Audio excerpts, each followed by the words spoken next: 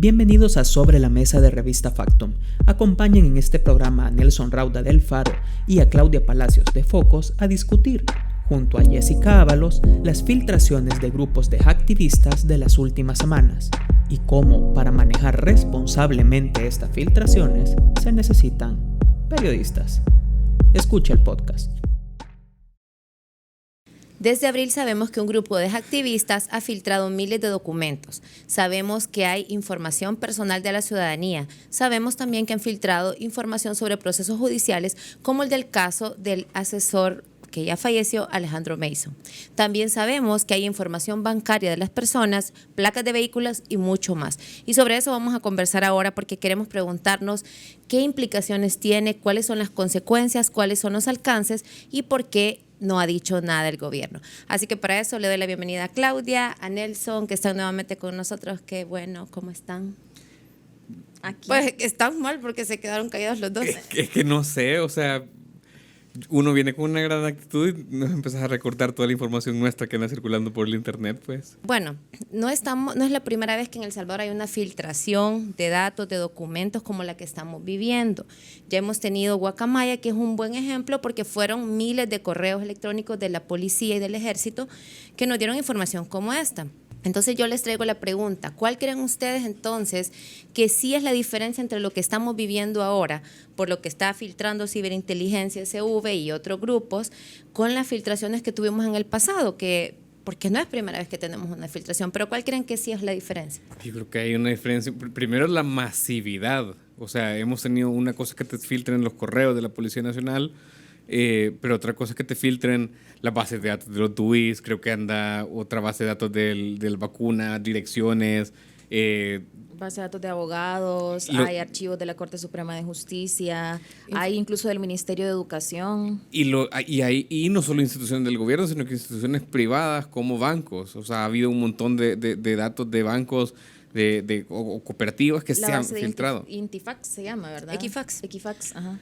Entonces creo que eso hace no creo que haya ningún periodo en la historia, y obviamente tiene que ser historia reciente porque es un tema digital, pero no hay ningún periodo en que hayamos tenido tanta información filtrada al mismo tiempo. Y lo otro, que yo creo que a la gente le puede molestar, y creo que a los hackers estos les molestaba este hecho, pero Wikileaks es una cosa, porque tenés una cosa más o menos controlada que va surgiendo de diferentes. Guacamaya Leaks es controlado, sí hay una filtración, pero el acceso es controlado y las publicaciones siguen algún método periodístico básico. Hay publicaciones con menos filtros, pero básicamente no es lo mismo hacer eso a simplemente publicar la dirección y el teléfono de la Adriana Hasbun. O sea, que es una... Por poner un ejemplo, puede tener influencia, pero es una cosa bien distinta que no tiene ningún tipo de utilidad pública en ese sentido, ningún tipo de método, y que en esos mensajes yo también he leído incluso peticiones de rescate, pues, o sea, que eso ya es...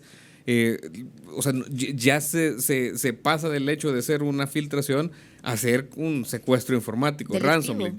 Entonces sí, es delictivo, pues. Las filtraciones que han hecho han sido tan masivas que parece que tampoco es como que estratégicamente han seleccionado la información para generar algún tipo de incidencia específica, sino que parece que ha sido como que han ido tocando puertas en los sitios de las instituciones a ver qué pueden descargar y lo lanzan. Hay información que ellos han compartido incluso y que se ha interpretado de manera errónea, ¿verdad? Porque lo que decía Nelson, porque no hay un método de verificación y se está compartiendo con todo el mundo, entonces la gente puede hacer lo que quiera con esa información.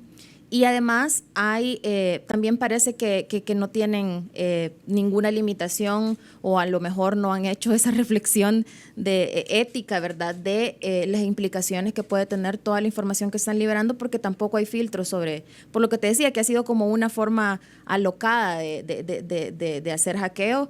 De todas las instituciones que pueden, no ha habido como tampoco un filtro de pensar, bueno, esta información es de interés público y esta no, ¿verdad? Y esta puede poner en riesgo a las personas comunes, y esta no, esta solo tiene que ver con funcionarios públicos o con el gobierno. Entonces, es bien desorganizado, y creo que lo que está creando es más un caos, ¿verdad?, de información y desinformación, que realmente llegando a los objetivos que ellos podrían tener en términos de transparentar eficientemente la información. Ya vamos a llegar a ese tema de los riesgos para la ciudadanía. Solo si quisiera hacer hincapié en esto que decir, bueno, al final esta semana se revelaron información de la vida privada de 2 youtubers, por ejemplo, y es información que no debería de ser información pública porque no es información, como decía vos, de interés público, a menos que una de estas personas reciba pago del gobierno, que eso no lo hemos logrado probar hasta ahora y no tenemos documentos como decirlo, y aún siendo un funcionario, creo que la esfera privada de la vida de las personas no tiene por qué salir a relucir así. Ustedes no publicarían la dirección de una persona, no. A veces la utilizaríamos, por ejemplo, yo me acuerdo que yo cuando conseguí la dirección del ex fiscal general Luis Martínez, nosotros teníamos esa información, yo la usé porque le fuimos a dejar una carta a su casa para que nos contestara una petición de entrevista, pues, y luego ahí puedes discutir, es invasivo a los periodistas, no sé qué. Yo creo que está justificado en casos, o sea, no fue lo primero que hice, le pedí entrevista, hablé con sus decenas de asistentes de comunicación, le mandé correo, le mandé mensaje en Twitter, hasta que llegué al punto de quiero que quede claro que necesito que me den una entrevista. Creo que ahí está justificado y luego la gente puede opinar, pero solo publicarlo por publicar, ¿para qué? Para que la gente le vaya a vandalizar la casa. O sea, eso es, ya hablando de riesgo, pero es innecesario. Nadie, o sea, ¿por qué deberíamos de publicar la dirección? Otra cosa es que uno ponga una tanqueta fuera de su colonia y la gente por eso sepa que vive ahí, pero... Es bien obvio. Ajá. Pero no, y otra cosa es que, por ejemplo, la casa la compras con fondos públicos o que no sabes justificar cómo compraste esa casa siendo funcionario. Hay un interés público ahí para decir por qué se tiene que saber dónde vive esta persona, si está en Altamira, si está en Los Sueños o donde sea que viva. Pero vos decías algo que creo yo que es importante rescatar en la conversación y es... Vaya, hay una diferencia sustancial y es como la curaduría que hacemos los periodistas cuando nos llega esta información o los filtros que ponemos cuando nos llega esta información. Porque cuando Guacamaya compartió, creo que publicamos, los 3 medios donde nosotros trabajamos, publicamos. Pero no fue así como, miren, aquí está esta masa de información, ahí vea qué hace. Un momento, teníamos que justificar que había un interés legítimo para que nos dieran el acceso. No fue como, aquí les va esto. O sea, hubo todo un proceso riguroso para que vos te comprometieras a hacer un uso responsable de esa información. Y eso no está pasando en la actualidad. Ahora creo que la prensa gráfica es la que más ha publicado todo lo que se ha subido a la Deep Web y es peligrosísimo porque al final la dirección, los teléfonos, incluso información bancaria, había información de una crediticia.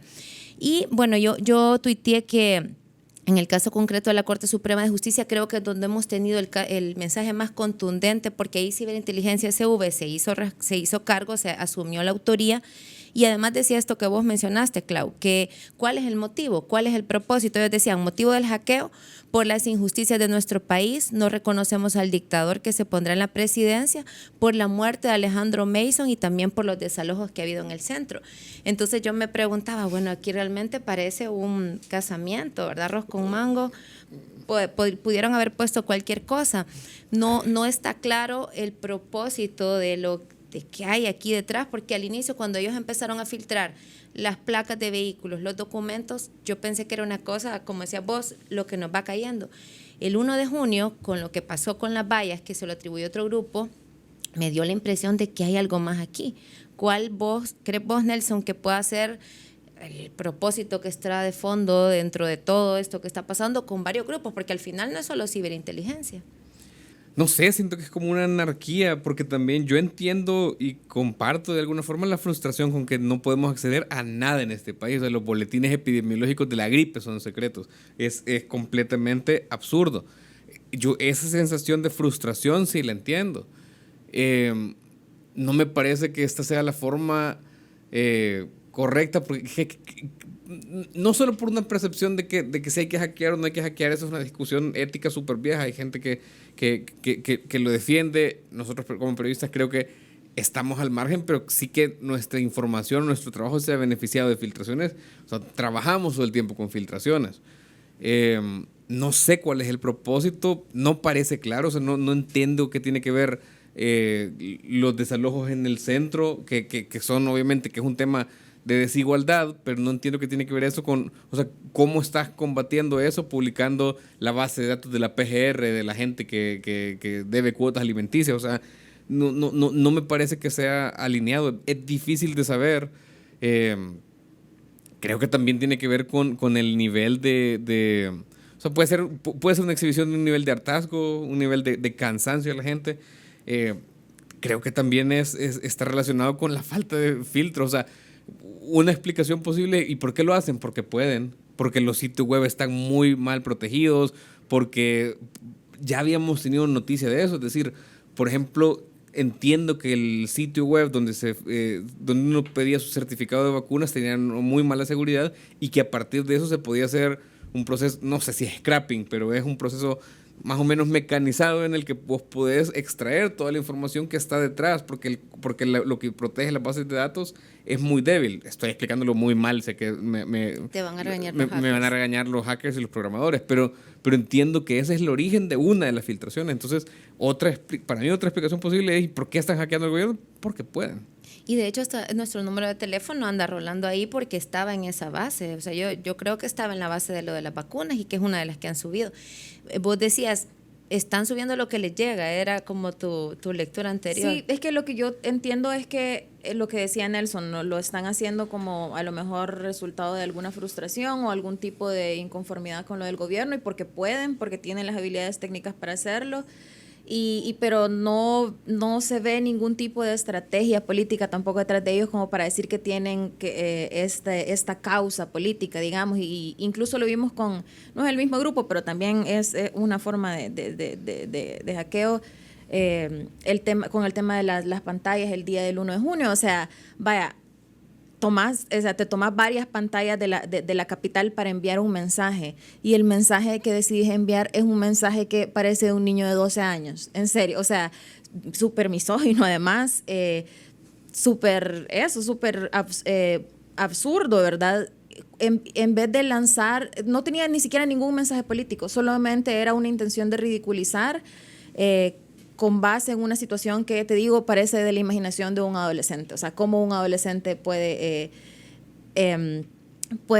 insultar a otro, ¿verdad? Entonces, me parece que queda claro que no hay como una estrategia política ahí, y el problema es que al no reflexionar ellos sobre lo que están haciendo, entonces lo que hay ahorita es un gran desorden de información. Hay gente que se ha puesto en riesgo, ¿verdad? Lo que vos decías de los youtubers, nosotros, ¿verdad? O otras personas, como les decía, hay información sobre el Ministerio de Educación que tiene que ver con las escuelas, no sé, la seguridad de los niños.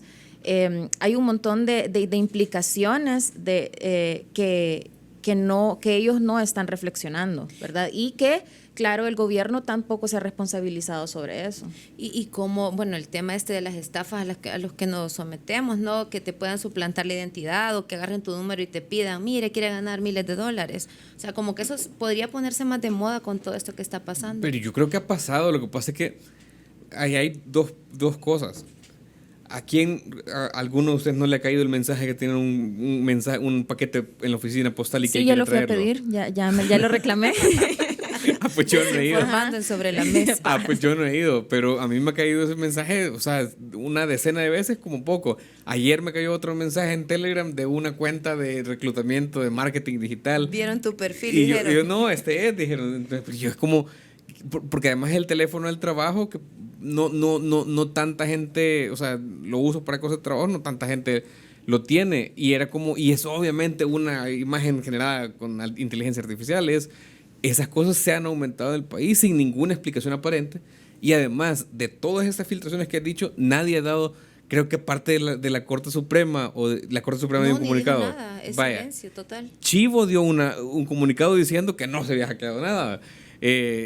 Con lo creíble que puede ser el tema de comunicaciones de Chivo, si es una aplicación inservible. Si hasta en los juzgados están los casos de todas las estafas que se dieron por ahí. Entonces, no solo está aparejado que se han aumentado estas o llamadas, no les escriben a usted de repente de Kuala Lumpur, ese tipo de un número raro de WhatsApp, porque esas bases de datos deben andar circulando por ahí y por todo el internet.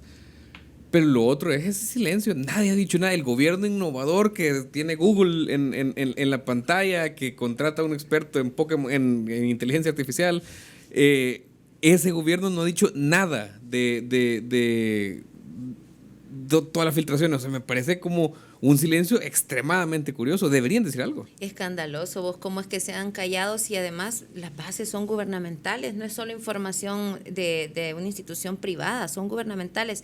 En el único caso que supimos, pero no porque el gobierno lo comunicara o la fiscalía dijera algo, es en el caso de las vallas, porque llegaron a allanar la empresa de publicidad que denunció el hackeo en sus pantallas. Pero al margen de eso, la fiscalía, que bueno, es un brazo del gobierno, que digamos que es casi que un ministerio del gobierno, tampoco ha dicho nada. O sea, hay silencio de todos lados. Y es bien grave, fíjate, porque este gobierno es un gobierno que digamos que una de las cosas de las características que tiene es que ha comenzado a digitalizar un montón de servicios. Y como lo vimos, lo que decía de las vacunas, ¿verdad? Y también otros servicios de trámites que se están haciendo y que ahora se hacen a través de internet, la licencia ya se puede renovar. O sea, pero esto quiere decir que vos, o sea, que el gobierno te está diciendo, dame tus datos, yo te los voy a guardar. Y vos, claro, como un ciudadano confiado, ¿verdad? Le das la información esperando que la proteja de la manera, porque es el Estado, ¿verdad? Acaban de contratar a un experto en Pokémon, ¿dice? Pokémon. Para que maneje el tema de inteligencia artificial, es decir, es un gobierno que quiere destacar en el tema tecnológico, pero no es capaz ni siquiera de proteger una pinche página de portal de datos ciudadanos, ¿verdad? Entonces, bueno, le hackearon incluso el tema de su centro de campaña. Ah, sí, el programa que usó Nuevas Ideas para monitorear cómo votaba la gente, ese también se lo hackearon. Ese también se lo hackearon, entonces, ¿en quién estamos confiando nuestros datos? Y ellos que hablan en aras de que les interesa la seguridad jurídica y todo eso, ¿qué seguridad le están dando también a la información de las empresas a las que están llamando a invertir en el país? ¿Verdad? Pero quitarle eso, o sea, aunque sea por eso deberían hacerlo. Ya, pero quitarle todas esas cosas. Este es un gobierno que está haciendo un censo en el que la gran promesa es, miren, no se preocupe, todos sus datos son confidenciales según no sé qué ley, que es la que dicen en el papelito o en la publicidad. Le estamos respondiendo 85 preguntas de un censo a unos señores que llegan a la casa de uno y que van a tener todo lo de tu casa. ¿Y qué seguridad le das a la ciudadanía si no puedes proteger una página web? ¿Qué seguridad tenemos con la información del censo? Es absurdo. Sí, mira, y te dicen casi que comes a diario, o sea, es una cosa, ese cuestionario está súper intenso y yo creo que el silencio también debe a que sería reconocer que son vulnerables en la cancha donde se supone que son mejores, porque este gobierno, si algo nos demostró desde el primer día que el presidente tuiteaba y ordenaba todo por Twitter, era que su cancha iba a ser lo digital, que iba a gobernar a través de redes sociales, que iba a hacerlo todo en esa vía. Pero reconocer que hay un problema grave aquí sería, nos metieron gol donde se supone que somos mejores. Antes de que entremos a hablar de qué hacemos nosotros con esta información y con nuestras filtraciones, solo quiero leer unos comentarios que nos llegaron y saludar nuevamente a nuestros suscriptores, porque en el programa pasado hablamos de la medicina amarga que anunció el gobierno en el tema económico y voy a leer un par que nos dejó la audiencia. Nos dijo José Ramos, lo que menos va a hacer este gobierno es recorte de gastos porque le gusta apantallar al extranjero. Dijo Eduardo Hernández, creería que va a apuntar a los subsidios, los van a reducir aún más, ya empezaron con el agro en su tarjeta. Ya siendo bien fatalista, diría que implementarán una moneda nacional y la crisis que esto conllevaría. Samuel López nos contestó, espero que la medicina amarga que los diputados se bajen el salario y gastos de representación, que reduzca al mínimo la cantidad de ministros, pues esto es posible por lo que anda diciendo Milei en Argentina, mira, y que dejen de hacer préstamos y comiencen a pagar deudas. Mabel Quintanilla nos dejó un saludo y nos dice que el programa dure 1 hora. Y luego quiero cerrar con este de Georgina López, que dice, Nayib Bukele dijo, salgan en la madrugada, ahí está su transparencia. Yo salí a las 3 de la mañana y ni la ciguanaba encontré. Esto me gustó para empalmar a lo que viene ahora. O sea, hablemos de la transparencia y de lo que supone tener acceso a esta información, porque, o sea, no todas las ciudadanías, yo creo que hay gente que ni sabe lo que está pasando, que sus datos andan en manos de a saber quién. Pero también está el escenario que nosotros como periodistas, como medios, podemos acceder a esta información. ¿Qué hacemos nosotros los periodistas con estas filtraciones? ¿Cuál es nuestro deber? Porque ya hablamos aquí de que sí se ha puesto en riesgo información personal de la gente, pero también hay documentos de interés público, porque lo de la Corte Suprema de Justicia, que son 3 teras de información, estás hablando de procesos judiciales a los que siempre quisimos acceder. ¿Qué hacemos entonces? Pero es que yo creo que lo de siempre, ¿no? Es decir, si vos accedes a una filtración de esas, primero sobre el acceso, segundo, antes de publicar eso tenés que verificar esto es cierto, no ha sido manipulado, hay diferentes procesos para hacer eso, como es una filtración que ha sido una filtración que se ha ido hecha con tanto secretismo, no sabemos qué organización está detrás de eso, no sabemos más que cierta gente detrás de unos grupos de Telegram básicamente anónimos. Entonces, ¿cómo también vos tenés la confianza? Y eso creo que es como una señal de alerta como periodistas. ¿Cómo sabes que ese documento que estás filtrando no ha sido previamente manipulado? ¿De dónde verificás esa veracidad? Yo no creo que una publicación basada en estas filtraciones debería realizarse sin hacerse esas preguntas y sin tener respuestas básicas, porque puede que simplemente estés contribuyendo a una campaña más de desinformación, y eso ya tenemos suficiente en este país. Al parecer esos documentos, o al hacer el hackeo, no utilizaron como una herramienta que es como una especie de huella digital, o no sé, como etiqueta, que es como algo que te asegura de que el elemento que estás viendo, la página, digamos, que te han filtrado, es una página que se extrajo directamente del sitio y que no ha tenido ningún tipo de modificación. Entonces, eso no lo hacen ellos, ¿verdad? No han pensado en eso para garantizarle a los periodistas que la información es. Entonces, toca hacer como un trabajo bien duro de verificación y también de intentar entender cuáles son, como decías, no sabemos quiénes son los de este grupo, qué quieren y cuáles pueden ser las intenciones de filtrar cierta información, ¿verdad? Yo creo que hay que tratarlos como todas las filtraciones que recibimos, ¿verdad? Que así es como se hacen muchas investigaciones, pero creo que hay que ser especialmente quisquillosos con estos papeles y con todo lo que obtengamos, sobre todo porque no conocemos la fuente de dónde viene. No es una filtración hecha con periodistas en mente, pues eso claro, está bien sí, claro. No. De hecho, cuando filtraron la base de Guacamaya, dijeron que por qué solo los periodistas de élite tienen acceso y no todo el mundo. O sea, es esa idea yo creo que una idea mal encausada de democratizar el conocimiento, porque es absurdo que vos puedas pensar que un vendedor que tiene miles de otras preocupaciones en la cabeza puede agarrar ese montón de información y que eso, darle esos 3 teras a la gente en la calle, es democratizar la información. ¿Y qué hacen con eso? O sea, ahí es donde no se entiende que, aunque no guste o no sé si se ignora, pero el trabajo de los periodistas es eso, es agarrar ese montón de información y traducirlo, filtrarla, darle un sentido, construir una historia con eso. O sea, no es solo soplar y hacer botellas, aunque parezca, y eso es la diferencia, porque nosotros seguimos siendo periodistas y no solo influencers. Y el problema también es que ya comienza a surgir un poco de desinformación, ¿verdad? O sea, porque por lo que vos decías, porque lo puede obtener cualquier persona y sin la noción de alguna técnica de verificación o noción de cómo investigar eso. Para presentarlo lo publican y le dan la interpretación que quieren. Entonces, por ejemplo, yo me acuerdo que circuló en redes sociales un documento de la Corte Suprema de Justicia que decía como documento filtrado por este grupo, demuestra que la Corte Suprema de Justicia ha dado vigilancia y seguimiento cercano a periodistas y medios nacionales. Y entonces suena puchica, o sea, revelaron algo que dice que nos estaban vigilando desde el Poder Judicial, pero cuando vas a ver el documento es un monitoreo de medios. O sea, es un listado de las notas del día que hablan sobre la institución. Entonces, y eso se ha hecho por años en todos lados. Claro, eso lo hacen las instituciones públicas y privadas para saber qué es lo que se está hablando de ellos. Es un tema de relaciones públicas. Entonces yo decía, pero ¿ves cómo se puede generar desinformación cuando llega a las manos equivocadas y se le dan interpretaciones al azar, ¿verdad? No, sí, yo solo recordaba lo que pasó con Panama Paper, ¿verdad? Pudo haber sido algo similar a esto, como aquí está esta información, pero no, realmente se le confió a un grupo de periodistas, a medios, para que hicieran todo este paso a paso.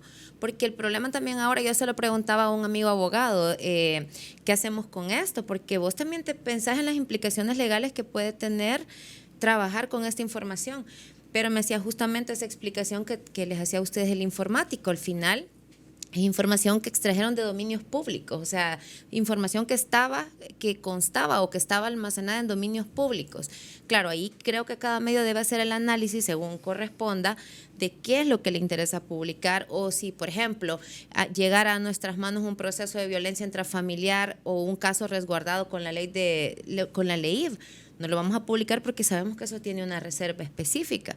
Pero luego, si te das cuenta que esos grandes casos de corrupción que han estado tapando, que el órgano judicial ya no comunica nada, que ya ni tan siquiera nos deja entrar a los juzgados, por supuesto que nos interesa hurgar ahí y ver qué es lo que están soltando.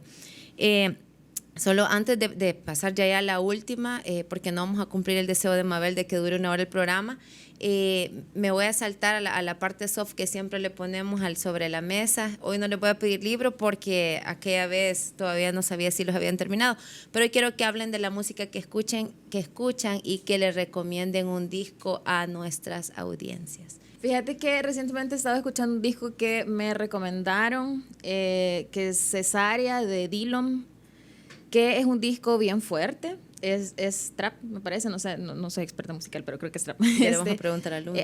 A mí y es bien chivo, a mí me gusta un montón, digamos, el género, pero además es como conceptual, ¿verdad? Entonces es súper fuerte porque es una historia de violencia y de un feminicidio. Entonces tenés que escucharlo en orden y es una historia que se va desarrollando, pero es un discazo. O sea, yo lo recomiendo, si les gusta como la música urbana, escúchenlo y escúchenlo con el lente de que es una obra conceptual, pues no es algo literal. El Unplug de Marcos Witt. No. Yo ya lo iba a descargar. Fíjate, escuché la última vez el gimnasio me eché el de la Billie Eilish. Yo no le había prestado tanta atención a la Billie Eilish y este disco está bien chivo. Así que no sé cómo se llama, pero el último disco de la Billie Eilish deberían de escucharlo todos. Yo me deprimo mucho, vos. No, pero fíjate que es que cabal, yo tenía esa impresión de la Billie Eilish, pero en este también tiene unas canciones que son bien deprimentes, pero con un upbeat, o sea, como con más movidas. Y entonces uno se deprime, pero con buen tempo. Con emoción. Ese me gustó ahorita. Vaya, bueno, miren, veníamos de decir que se ha filtrado, intentamos entender por qué se ha filtrado, hablamos de por qué el gobierno no ha dicho absolutamente nada. Y hay algo que a lo largo de todas estas semanas, bueno, desde abril decimos que venimos viendo esto, ha ido surgiendo en algunos momentos y quizá con eso quisiera cerrar, es el tema de, siempre aparece el nombre de Alejandro Mason en este tema, ya sea porque lo reivindican en el comunicado cuando iban a filtrarlo de la Corte o porque uno de los primeros documentos que se ha filtrado es justamente sobre el proceso judicial contra él y todas las irregularidades que hubo cuando lo acusaron, el asesor de seguridad que falleció en manos del Estado porque estaba preso. ¿Ven ustedes como señales de que todas estas cositas que han ido surgiendo, además en los grupos estos donde ponen capturas de pantalla en las redes, también se habla mucho de Alejandro Mason, se comparte información sobre Alejandro Mason? ¿Creen que al final todos estos caminos nos van a llevar a algo muchísimo más grande, que es entender qué estuvo detrás de la muerte de este asesor de seguridad del gobierno? Es que yo soy muy mal pronosticador. Siempre te pido pronóstico, al final te das cuenta. Sí, los pronósticos míos, o sea, ni para la Copa América me atrevo a darlos. Me parece bien difícil que el caso de Alejandro Mason se vaya a desvanecer en un país que tiene tan corta memoria. No parece uno de esos temas que la gente se vaya a olvidar tan pronto. Yo consumo memes, otra vez nos puede recomendar memes, pero hay un montón de esos grupos de memes más populares y la broma, entre comillas, de Alejandro Mason es recurrente, es decir, parece que es algo que está bastante instalado en la cultura colectiva de incluso gente que no circula mucho en las esferas políticas, pero que es algo, si vos le decís a la gente Alejandro Mason, sí saben, el asesor de Naiva, el que jugaba paintball con él, el de los retos de la Choli, que falleció después de ser arrestado porque dijo que un diputado de Nuevas Ideas estaba involucrado con narcotráfico, un diputado que también está preso. Es decir, es demasiado grande ese caso y toca demasiadas esferas como para que la gente simplemente se le vaya a olvidar, por más que hay gente que estoy seguro que quisiera que la gente se le olvide. Yo no creo que hayamos escuchado lo último sobre ese caso, me imagino que no. está muy oscuro todavía, digamos, todo lo que ocurrió alrededor. Entiendo también que hay como mucha reserva también por el tema de la familia y, digamos, cómo ellos han querido manejar cierta información. Ya tuvimos la primera filtración, digamos, que tiene que ver con su proceso judicial, el cual, según entiendo, en los documentos hay un montón de información que no está, digamos, que debería estar dentro del expediente médico, por ejemplo, y que no aparece, ¿verdad? O cosas que son ilegibles cuando deberían estar claras. Entonces, hay una clara intención de ocultarlo y de silenciarlo. Digamos, tampoco hubo mayores explicaciones sobre este caso, más que algunos tweets del presidente, ¿verdad? Y después, cuando ocurrió la muerte, pues nada. Pero eso ha generado como creo que ha marcado mucho a la gente por lo fuerte que es, digamos, porque es alguien muy cercano, que fue muy cercano al presidente, alguien que también era como un personaje en redes sociales, ¿verdad? Y alguien, y bueno, y porque luego se hicieron públicos, incluso por morbo, ¿verdad? Quizá la gente se hicieron públicas las imágenes de su cadáver, que fue horrible. Entonces creo que sí, o sea, ojalá realmente porque me parece que es muy importante para la gente que se esclarezca si hubo responsabilidad y qué responsabilidad hubo de quiénes en esa muerte. Y también para la familia, pues, para que puedan tener algún tipo de justicia, pero sí, yo creo que ese tema va a seguir dando de qué hablar cada vez más. No, y mira, al final, o sea, a nosotros los periodistas lo que nos interesa es que ser transparentes tanto en nuestros procesos como que sea transparente toda esta información que se intenta ocultar, y hay mucha información en este caso que se ha querido ocultar. A lo mejor a través de estas filtraciones vamos a lograr saber más, a lo mejor no. Creo que todavía falta mucho por saber si esta gente va a seguir subiendo información. Ya liberaron 3 teras y es un montonal de documentos que habrá que revisar, que habrá que ver. O sea, creo que materia prima, información tenemos, y lo que nos hace falta es como el trabajo de curaduría y eso que decíamos de verificación en 3 pasos, ¿verdad? Porque también estamos sujetos a que nos puedan querer meter alguna chinita, que te quieran meter un documento falso y decirte, mira, esto es producto de una filtración. O sea, quizás ahora es como un momento como quizás de redoblar los cuidados desde nuestras redacciones. Así que tenía que terminar un poco menos dark el programa. Me puse en la última parte con esa pregunta, pero... Sí, Alejandro Mason es un gran tema para terminar como optimista. No, me gusta... No, yo sé que vamos a terminar con el almuerzo y sí lograste que nos patrocinaran el almuerzo. Hoy, por eso sigue prefiriendo Nelson la tribu, porque todavía le debo el almuerzo en esta mesa. Mal. Pero nos vamos a ir superando, así que gracias a los dos nuevamente. Vamos a ver cómo evoluciona esto, qué más información sueltan, qué información logramos procesar nosotros, y con la responsabilidad que siempre intentamos hacerlo, y además transparentes, porque nunca vamos a decir esto lo conseguí de otra manera cuando realmente lo hemos conseguido de otra. Así que gracias a ambos, nos vemos en el siguiente Sobre la Mesa. Adiós. Vos querés mandarle un saludo al Real Madrid, ya te dije.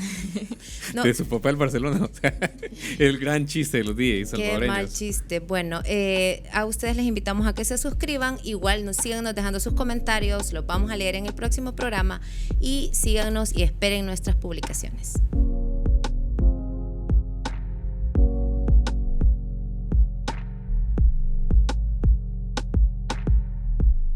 Esto fue Sobre la Mesa de Revista Factum, el programa donde tú formas parte de esta redacción.